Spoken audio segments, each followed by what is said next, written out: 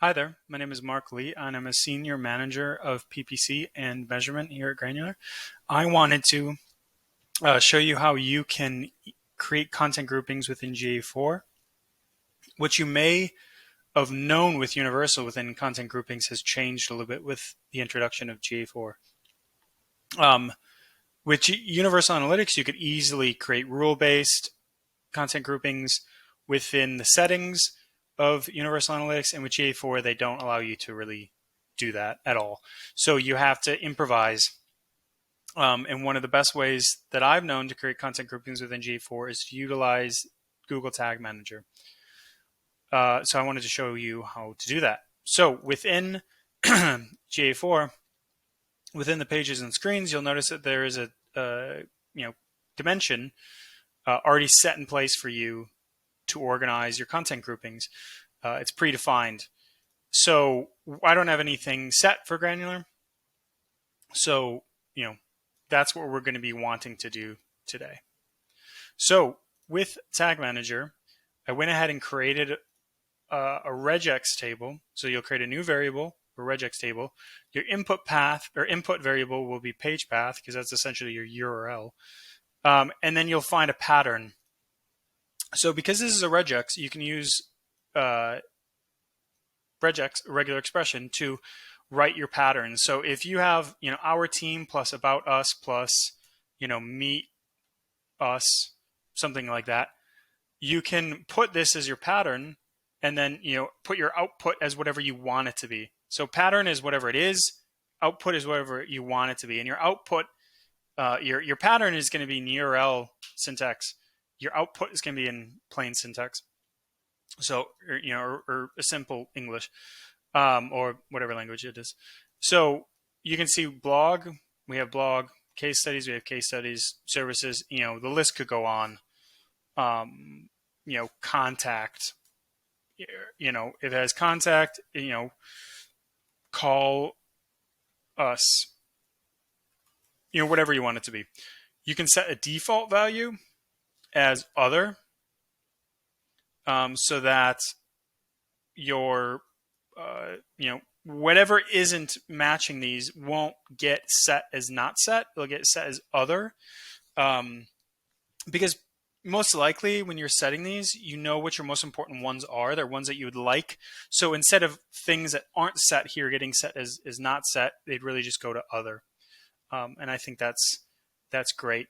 So you can have it set to be ignore case. So essentially, the case value doesn't matter. And then you go ahead and save this. So once it's saved, you are going to go into your GA4 configuration tag, and you're going to set your variable for content group as your content group parameter. And then you save it and you publish your container. And then as time goes on and you identify the pages, you're going to see these start to collect here with the pages you want. But you can see nothing has been set here. But this would be about or our team. I think it was what we called it. Services, just services. Pretty self-explanatory. Blog, blog. So give that time. Nothing is retrospective. So it's only going to start classifying that data going forward. So, really none of you're going to have some not set with views, but that's because it can't, pre-identify traffic. Everything is retrospective, or nothing is retrospective with GA4. You can also go ahead and set this to be a second or a custom dimension, if you'd like. So you go ahead and create a custom dimension.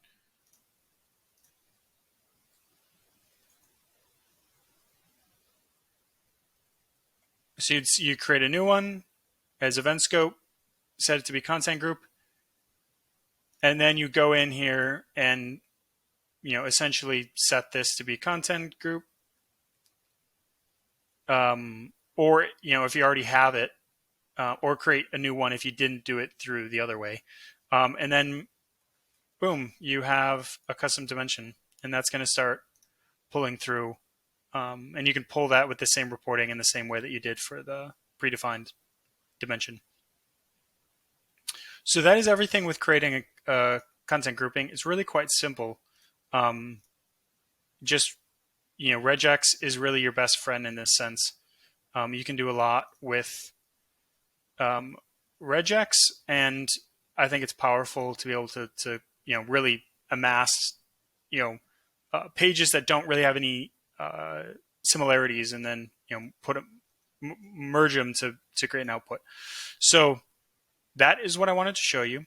Hope you find value in that. Definitely go and create content groupings if your team is big on content. If you have a blog, if you are trying to expand your blog, and you're trying to figure out what are the best content pieces that will drive conversions for you, or just engagement, definitely go ahead and do that.